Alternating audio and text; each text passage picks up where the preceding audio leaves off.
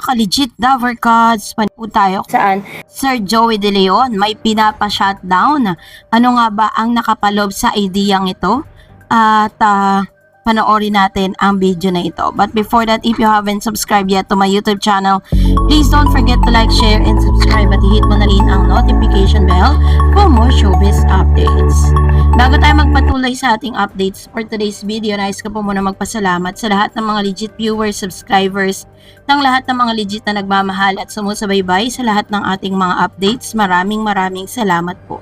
And for today's video, pag-usapan natin ito dahil kahapon po, kung napanood nyo yung ating pong updates sa ating pong main channel, kung saan si Sir Joey De Leon nga ay nag-post sa kanyang official Instagram account saying that somebody asked them na gawin silang national artist, no? Pero para po lubos ninyong maunawaan yung updates na yan, panoorin nyo yan sa aking channel, Darred's channel, kung saan ipinost pa nga nitong si Mr. Joey De Leon or Sir JDL yung idea na parang may nag-o-offer po sa kanila na gawin silang national artist dito sa Pilipinas, no? Pero syempre may mga proseso kasi na kailangan nilang pagdaanan for them to be called as a national artist. And ito po ay pinag-usapan online.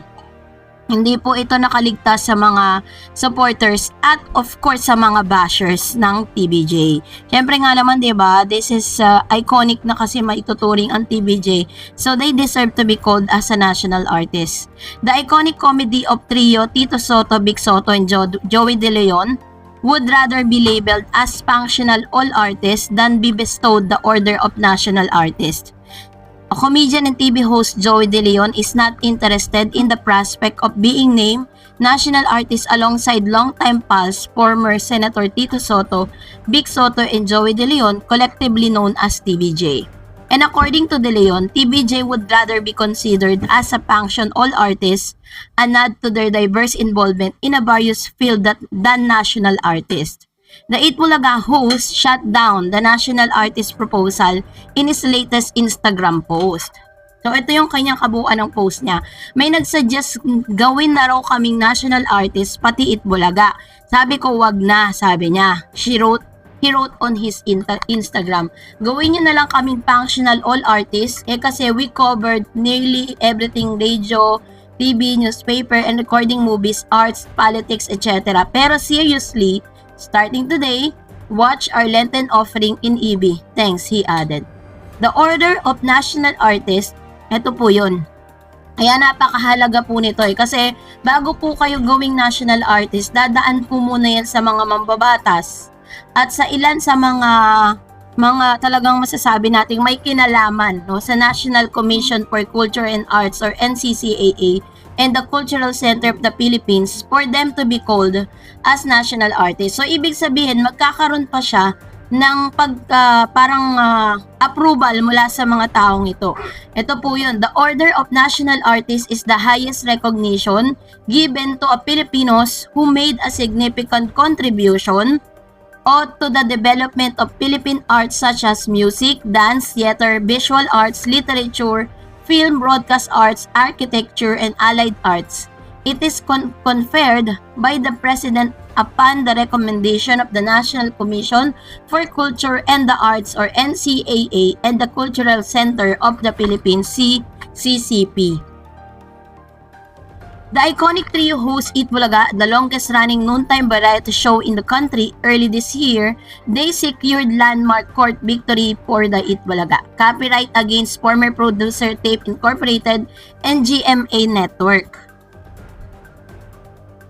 So, ito po yung isa sa mga isa sa mga usapin ngayon kasi parang hindi pa man tinatanggap ng iconic trio yung alok na gawin silang national artist sa Pilipinas, marami na pong nag-o-oppose.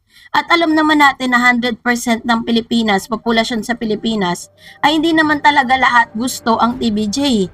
No, kaya nga po ang sabi ni Sir JDL, shinut down niya yung idea na gawin silang national artist. Pero kung tayo mga legit lover cats na talaga namang sumusuporta sa trio, tayo po talaga isang ayon dun sa idea na yon. Kasi kung tutuusin at kung titignan po natin yung history at yung naibambag nila dito po sa industriya ng showbiz, ilang presidente na po ang nagdaan, 'di ba? Ilang presidente, ilang politics at papalit-palit na tayo ng mga gobyerno, pero still Itbulaga stand still.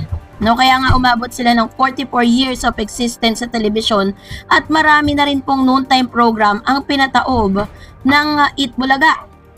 At I think that is the best idea kung bakit po inooperan sila na maging national artist, no? Alam niyo po kasi pag naging national artist kayo, iba yung level nun eh.